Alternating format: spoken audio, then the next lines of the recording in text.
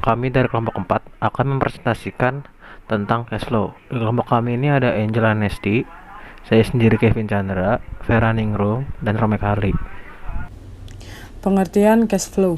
Cash flow merupakan sejumlah uang kas yang keluar dan yang masuk sebagai akibat dari aktivitas perusahaan. Dengan kata lain adalah aliran kas yang terdiri dari aliran masuk dalam perusahaan dan aliran kas keluar perusahaan serta beberapa saldo setiap periode.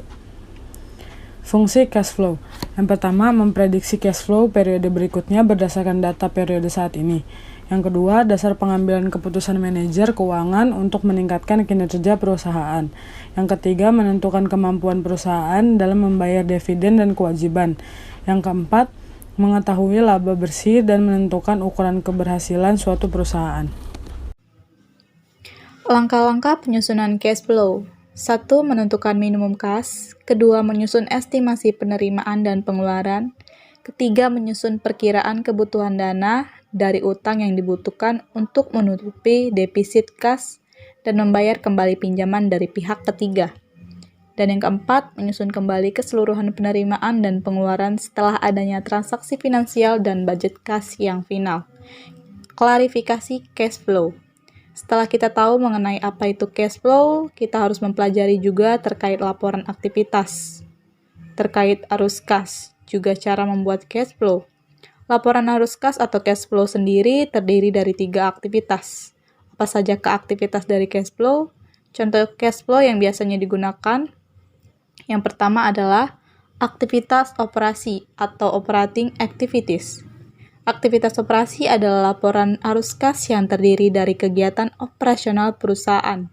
Dengan kata lain, aktivitas ini dapat diperoleh dengan memasukkan nilai dari pengaruh kas atau bank pada transaksi yang dilibatkan dalam penentuan laba bersih.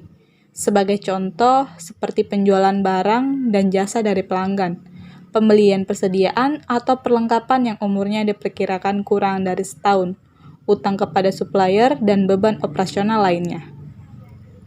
Yang kedua ada aktivitas investasi atau investing activity.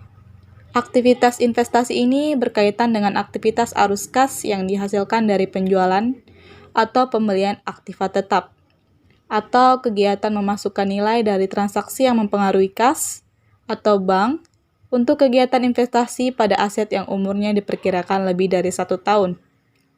Contohnya, pembelian atau penjualan aktiva tetap atau investasi jangka lainnya. C. Aktivitas pendanaan atau financing activities.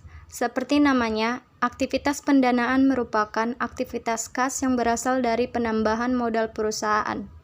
Untuk menghitung aktivitas ini, Anda dapat memasukkan nilai penambahan atau pengurangan kas yang berasal dari kewajiban jangka panjang dan ekuitas pemilik, seperti penyetoran modal awal, utang bank atau obligasi, dan penerbitan saham. Metode cash flow. Ada 2 metode untuk membuat contoh laporan arus kas atau cash flow. Adalah metode langsung atau direct cash flow dan metode tidak langsung atau indirect cash flow. Yang pertama, metode langsung. Pada contoh rumus cash flow, metode langsung merupakan metode laporan arus kas dengan mengelompokkan kegiatan operasi ke dalam berbagai kategori. Misalnya, aktivitas operasional dibedakan akunnya sendiri-sendiri, seperti akun beban penyusutan, beban amortisasi, keuntungan, dan kerugian, utang, dan sebagainya. Sehingga metode ini lebih mudah dimengerti dan dapat memberikan informasi yang lengkap dalam pengambilan keputusan untuk membuat arus kas metode langsung. Anda harus menyiapkan buku kas bank dan buku kas kecil. Selanjutnya, Anda dapat memilih untuk melakukan pemeriksa silang antar buku kas, bank, rekening koran, bogol, cek, atau buku kas kecil. B. Metode tidak langsung berbeda dengan metode langsung. Rumus cash flow, metode tidak langsung memusatkan perhatian pada perbedaan antara laba bersih dan arus kas dari aktivitas operasi. Metode tidak langsung menunjukkan hubungan antara laporan keuangan laba rugi, neraca, dan arus kas.